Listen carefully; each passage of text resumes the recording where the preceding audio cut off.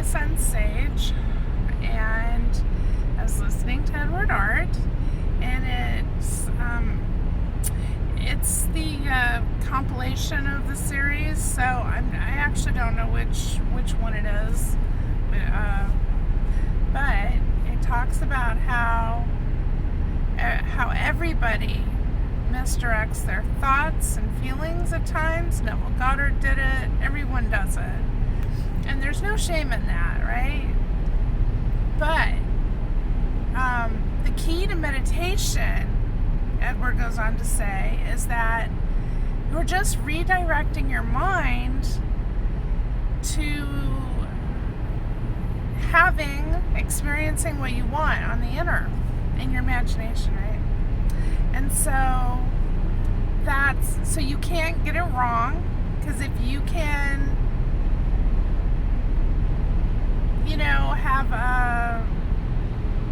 have something that you want and you can give it to yourself in your imagination, that's utilizing meditation the best way possible.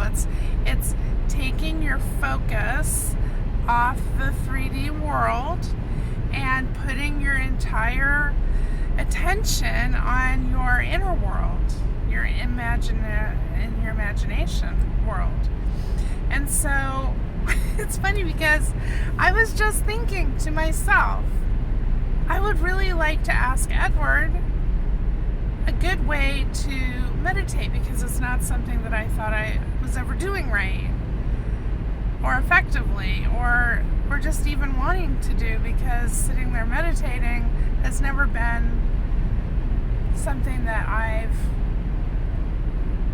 been actively trying to do. Like maybe when you see other videos or people talk about meditation where you sit there quietly or whatever and just try to refocus, redirect your mind when it starts wandering.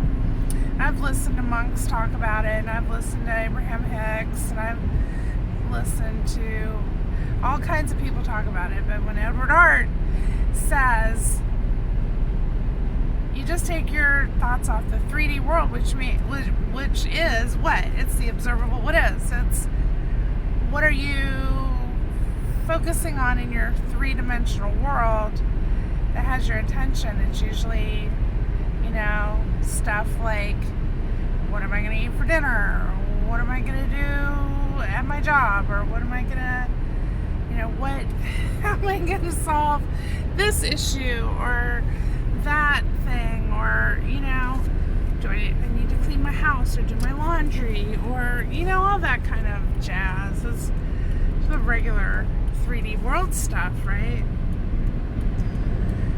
And then, of course, the video comes on with that part about the meditation, and I'm just like, as always, perfect timing.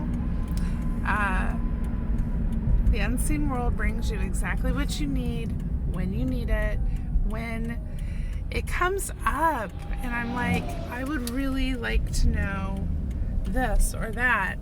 I'm kind of rather enjoying how quickly my questions are answered.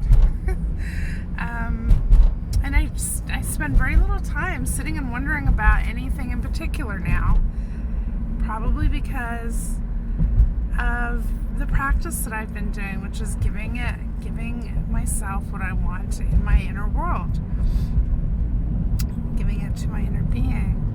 So I don't know, I just thought that was really neat, and I wanted to share it and say that, no matter what comes up, everything feels better when you give it to your imagination, when you give things over to your inner self, and when you really start trusting your unseen world to take care of everything for you in your outer world. And I know it's a big leap, and I know it can feel scary because it's not what we are generally used to, but oh my gosh, it is worth it. It is worth allowing yourself, giving yourself permission to do that, because the most amazing things happen. I've had things happen in my life that I'm just like, wow, that, one time, about 8 or so years ago, I woke up one morning and I went to my mailbox, and there, in a pink envelope, and it had sparkles on it, was a card. And I knew it was for me. It didn't say my name, but I knew that the card was for me. And I opened it up. It was kind of fat, And I opened it up, and do you know what was in it? $1,000 in cash.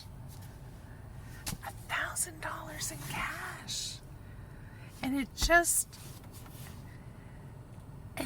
oh man, that was a sweet surprise.